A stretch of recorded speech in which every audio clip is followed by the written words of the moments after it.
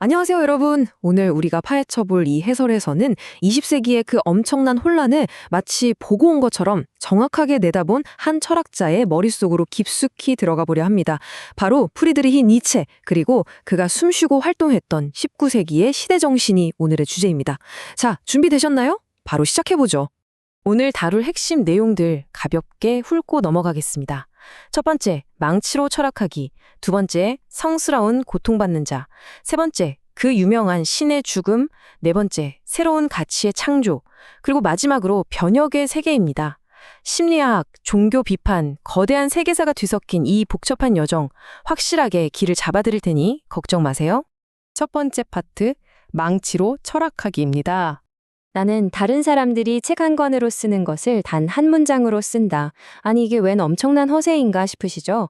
그런데 원본 자료를 꼼꼼히 들여다보면요. 이게 단순한 자만심이 아니라는 걸 알 수 있습니다.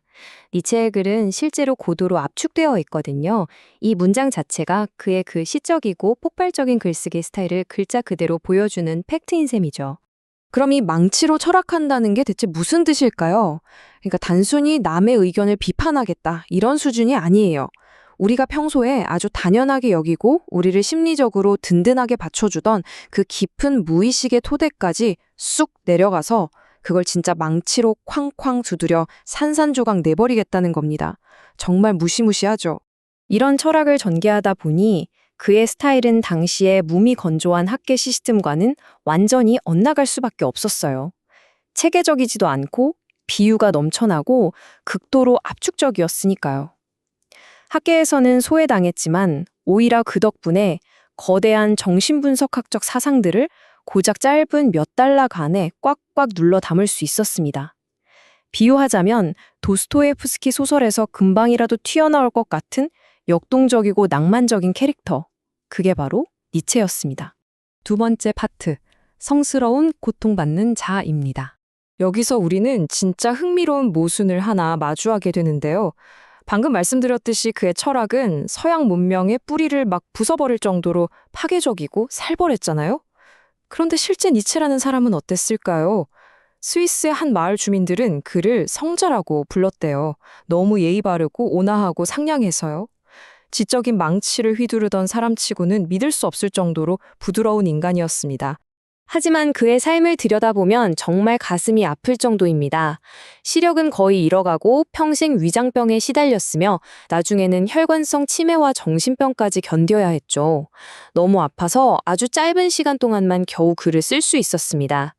그런데 여러분, 여기서 가장 중요한 포인트가 뭔지 아세요? 이런 상상조차 힘든 고통 속에서도 그는 세상을 더 나은 곳으로 만들겠다는 의지, 그 힘의 의지를 끝까지 긍정했다는 겁니다. 세 번째 파트, 아마 가장 유명한 개념일 겁니다. 신의 죽음입니다. 사실 이 말 오해하시는 분들이 꽤 많아요.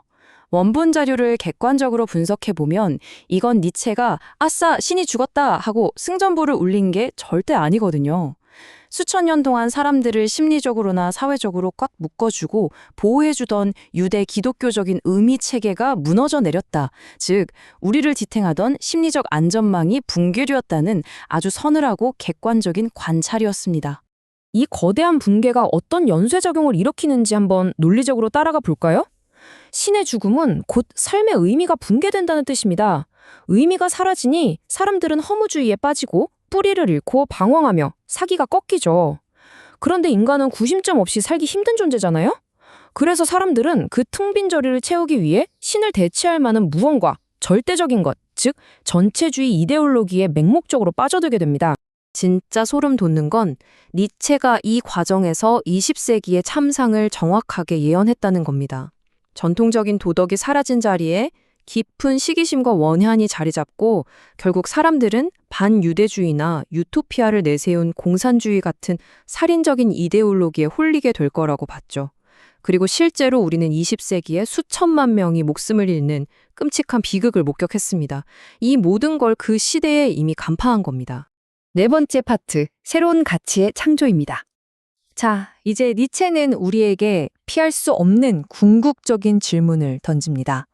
과거에 우리를 지탱해주던 절대적인 가치들이 다 사라져버렸다면 이제 우리 개인은 진정으로 자신만의 가치를 스스로 창조해낼 수 있을까요?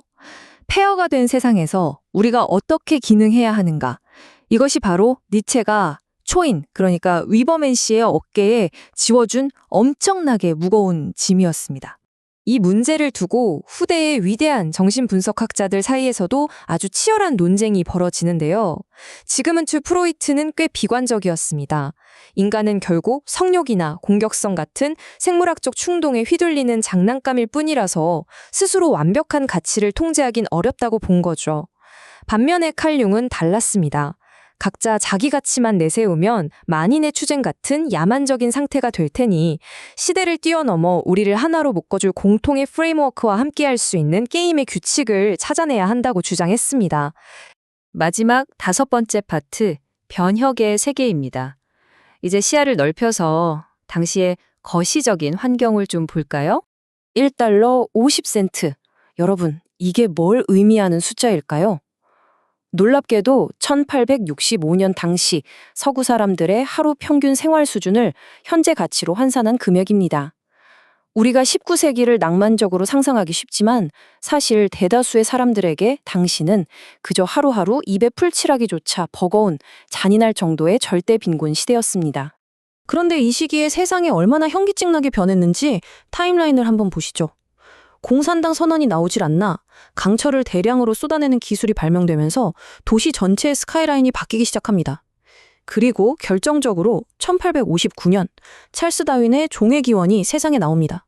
엄청난 기술 발전과 함께 기존의 창조 질서를 박살내는 다윈의 과학적 망치가 동시에 사회를 강타한 거죠. 원본 자료에서는 다윈의 발견을 니체의 철학적 망치와 아주 절묘하게 평행선상에 놓고 설명합니다. 다윈의 진화론은 과학계 전체를 하나로 묶어낸 엄청난 업적이었지만 동시에 인류의 기원을 설명하던 전통적인 신앙에는 회복 불가능한 치명타를 입혔거든요. 개인은 물론이고 사회 전체에 엄청난 패닉과 심리적 긴장감을 불러일으킨 사건이었습니다. 이 시대를 가만히 들여다보면 정말 아이러니의 연속입니다. 한쪽에서는 미국의 노예제가 폐지되는 훌륭한 도덕적 진보가 일어나고 전화기까지 발명되면서 전 세계가 연결되는 시대가 열렸습니다. 그런데 불과 몇 년 뒤인 1884년에 뭐가 등장한 줄 아세요? 버튼 하나로 상상조차 못할 규모의 인명을 학살할 수 있는 자동 기관총이 발명됩니다. 진보와 파괴가 나란히 달리고 있었던 거죠. 3,900만 명. 상상하기도 힘든 숫자인데요. 1875년에서 1900년 사이 인도와 중국에서 기근으로 굶어 죽은 사람들의 대략적인 숫자입니다. 전화기가 발명되고 고층 건물이 올라가는 등 세상은 미친 듯한 속도로 현대화되고 있었지만 여전히 지구 반대편은 거대한 잔혹함과 원초적인 배고픔이 지배하고 있었습니다. 정리해볼까요? 1800년대 후반은 말 그대로 모순으로 가득 찬 롤러코스터 같은 시대였습니다. 전에 없던 막대한 부가 창출되고 수많은 사람들이 절대 빈곤에서 벗어났으며 정보와 전화로 세상이 촘촘하게 연결되었죠. 하지만 동시에 끔찍한 기근은 사라지지 않았고 무기가 기계화되면서 글로벌 갈등의 긴장감은 극도로 고조되고 있었습니다. 결국 이 모든 것이 20세기의 그 거대한 전쟁들을 위한 무대 세팅이었던 셈이죠. 자, 오늘의 해설을 마무리하면서 니체의 시대에 그 아슬아슬했던 위기를 지금 우리가 살아가는 현재로 가져와 볼까 합니다. 지금도 기술은 눈 돌아갈 만큼 빠르게 변하고 있고 굳건해 보이던 사회의 토대들은 또다시 흔들리고 있죠. 이럴 때 무엇이 우리를 흩어지지 않게 하나로 묶어줄 수 있을까요? 그리고 이 복잡하고 어지러운 세상 한가운데서 여러분은 어떻게 여러분만의 단단한 가치를 세워나가시겠습니까? 이 도발적인 질문이 여러분의 일상에 작은 파장을 일으키길 바라며 오늘 준비한 내용은 여기서 마치겠습니다. 끝까지 함께해 주셔서 감사합니다.